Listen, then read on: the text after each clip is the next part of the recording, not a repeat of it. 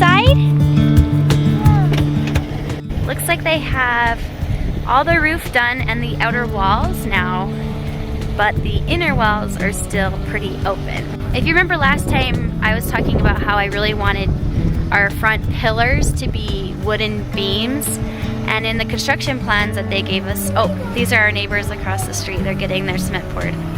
Anyway, in the plans they have them white, like they cover them in this like plastic casing, which I think is really ugly.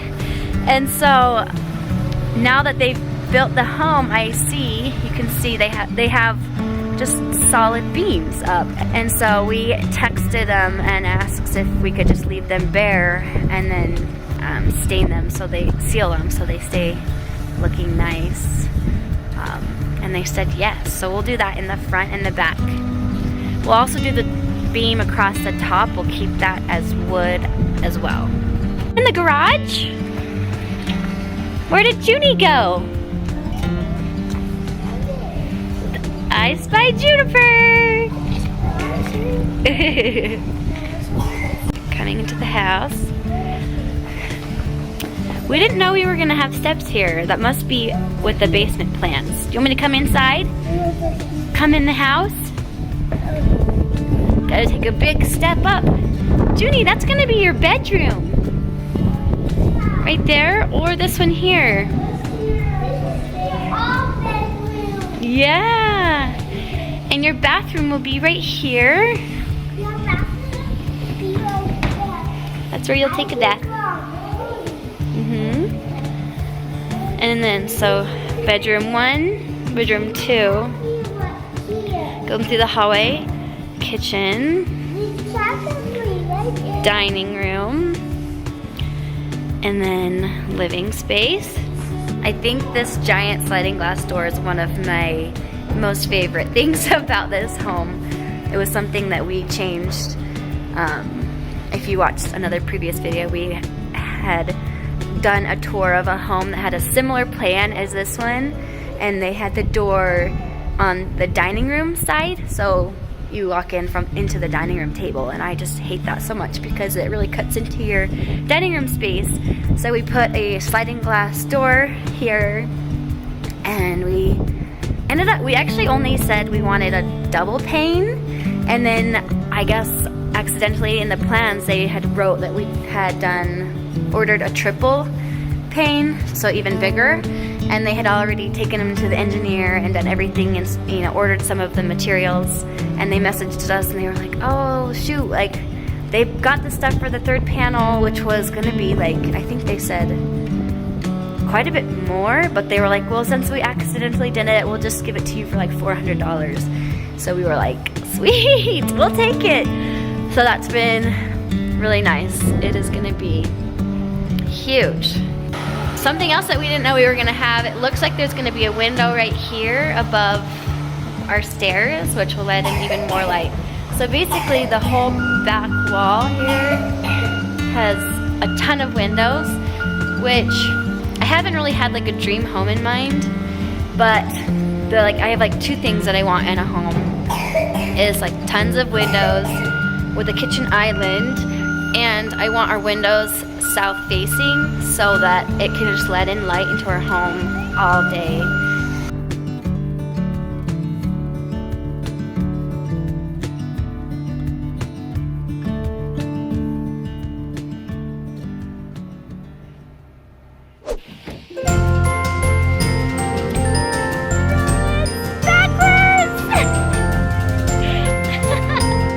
All right, Junie, you ready to go down this giant hill?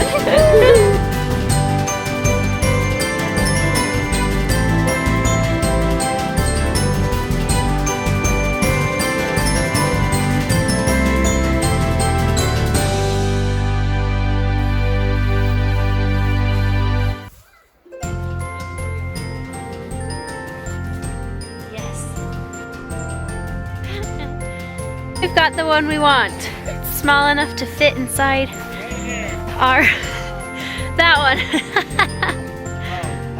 No. Remember our tiny rental? There you go. Now we all have to sing "Oh Christmas Tree" as he's cutting it down. Ready, go. Here come friends here. They say cut it low. That'll fit in our place. Hold it up, Daddy.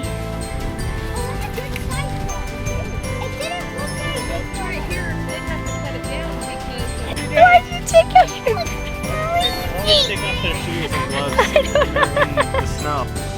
Hey, we got our tree. Let's go, take it home.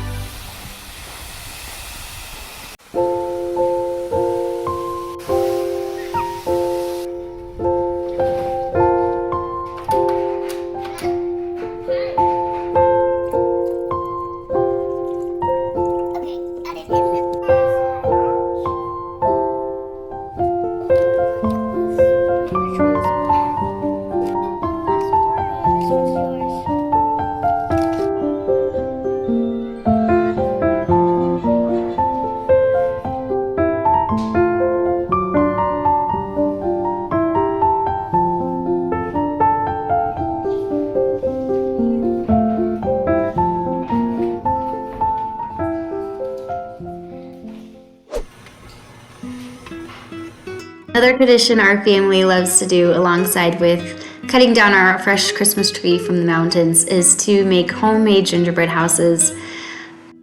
This tradition comes from my mother-in-law's family, and so the recipe is from her and the family, and so we have a lot of fun being able to join them in doing this. Something that I was also taught by my mother-in-law was how to do gingerbread houses the easy way. So oftentimes when you make a gingerbread house, you bake it and then you go to frost it and make it into a home like right after. It always falls apart, or you have to wait a long time for the dough or for the frosting to dry, and you're holding your house together and it's a mess. So a tip that my mother-in-law gave me was you bake all the pieces days before you actually want to decorate your home. And this can be fun. You can do it with your kids. My kids love helping me with this part.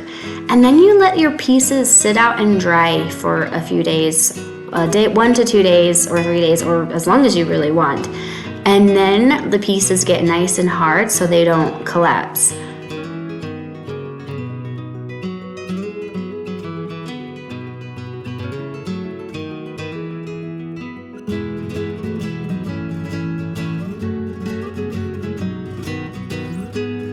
And my most favorite tip from my mother-in-law is to just hot glue the pieces together before you want to decorate. It goes so smoothly, so quickly, and then you can just go right to decorating on the day you plan on decorating the houses without having to mess with assembling the house. Yeah, you can just go straight to decorating, which is, can take a long time, and so our kids have a lot of fun doing it this way.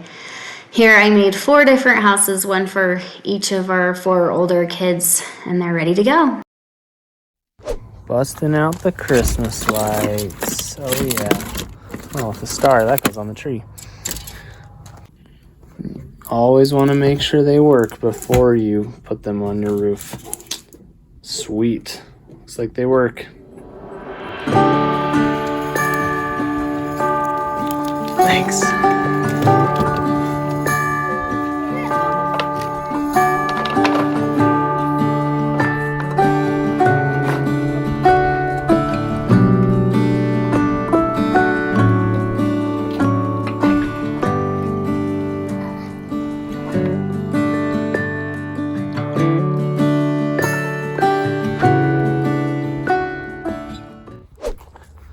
So we're taking all the car seats out of the van so that we can fit some wood back here. Folding down all the seats. It's almost like a truck. There we go. Okay.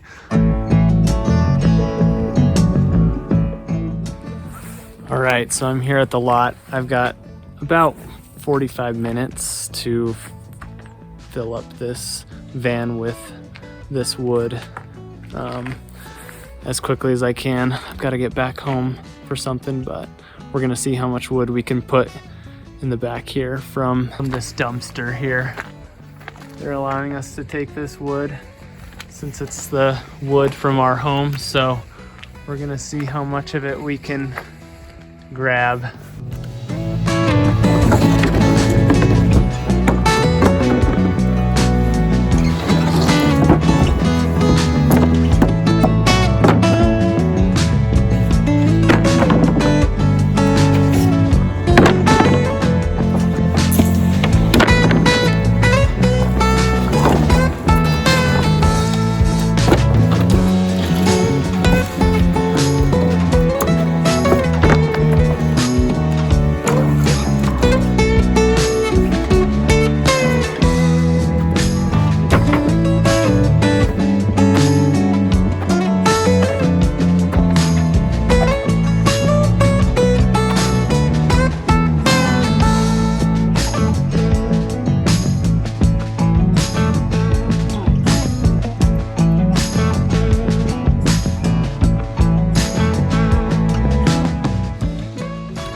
All right, the sun's going down on me, so I'm gonna call it a day.